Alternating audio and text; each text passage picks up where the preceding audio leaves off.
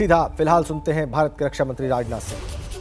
सबको एक साथ मिलकर पूरे विश्व में वेस्टर्न और नॉर्दर्न बॉर्डर्स पर लैंड बेस्ड थ्रेट्स को ही तवज्जो दी जाती रही है, जिस कारण आर्मी और एयरफोर्स पर तो ध्यान दिया जाता था, किंतु नेवी पर उतना ध्यान नहीं दिया जाता था जितना दिया जाना चाहिए था। लेकिन माननीय प्रधानमंत्री जी के नेतृत्व में उनके विजन ने नेवी के महत्व को रेखांकित किया और आज नेवी पर उतना ही ध्यान दिया जा रहा है जितना कि भारत की अन्य आर्म्ड फोर्सेस पर। साथियों, इसी संदर्भ में आगे बढ़ते हुए मैं आपसे एक बात और करना चाहूंगा। कभी कभी मुझे ऐसा लगता है कि इंटरनेशनल ट्रेड की दृष्टि से देखा जाए तो भारत एक आइलैंड कंट्री है। अब आपके मन में निश्चित रूप से यह प्रश्न उठ सकता है कि भारत आइलैंड कंट्री कैसे हो गया।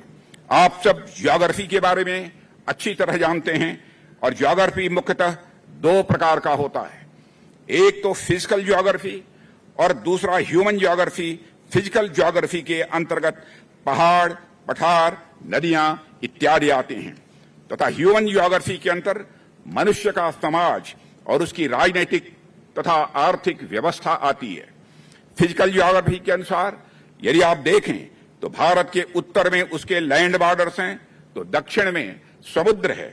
लेकिन ह्यूमन ज्योग्राफी के अनुसार यदि देखा जाए और उसमें भी यदि आप अपना ध्यान हम इंटरनेशनल ट्रेड की ओर केंद्रित करें तो हम पाएंगे कि भारत और दुनिया के बीच जो गुड्स का ट्रेड होता है उसका बहुत बड़ा हिस्सा लैंड बॉर्डर्स की ओर से नहीं बल्कि समुद्र से होकर गुजरता है।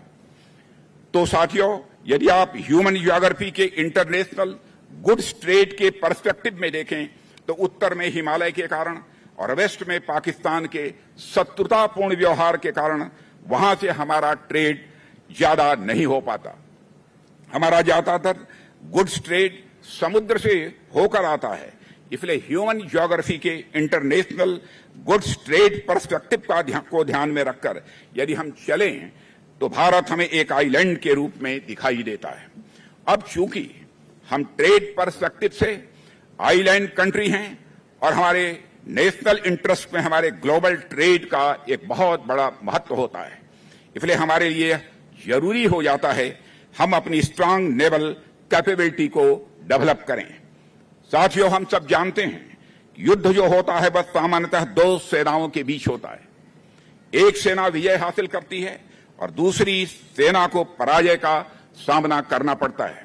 लेकिन मेरा ऐसा मानना है कि युद्ध सिर्फ सेनाओं के बीच में नहीं होता है बल्कि युद्ध दो राष्ट्रों के बीच में होता है और किसी भी राष्ट्र में रहने वाले किसान, मजदूर, इंजीनियर, टेक्नीशियन, डॉक्टर आदि भी उस युद्ध में बराबर के भागीदार होते हैं।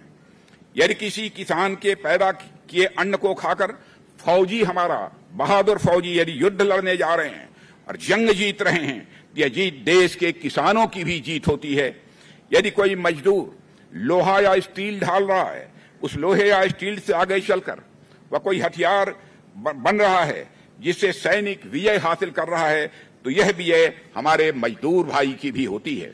इसलिए मैं देश के सभी किसानों, मजदूरों, वैज्ञानिकों, इंजीनियरों से यह कहूंगा कि आप सभी सम्मिलित रूप से भारत की सुरक्षा एवं प्रगति के वाहक हैं।